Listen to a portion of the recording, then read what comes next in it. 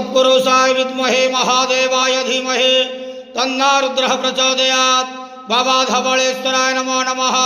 दीपं यदि परं ब्रह्म दीपं यदि जनार्दनः दीपा हरतु मे पाप पूजा दीप नमस्तुते।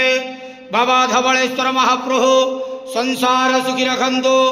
आज शुभ गुरुवार रे समस्त श्रद्धालु भक्त मान को आशीर्वाद करंतु, मनस्कामना पूर्ण करंतु, कर्म क्षेत्र उन्नति करंतु, ग्रह अरिष्टमान खंडन करंतु, जगतर मंगल करंतु, विश्वर कल्याण करंतु, आपणकर नाम प्रकाश करंतु, सेवकर डाक श्रवण करंतु, समस्त गुआवसा भक्त मानकर मनस्कामना पूर्ण करंतु।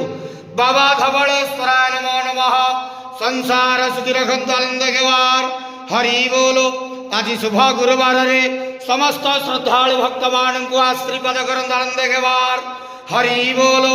बाबा धवळेश्वराय नमो नमः।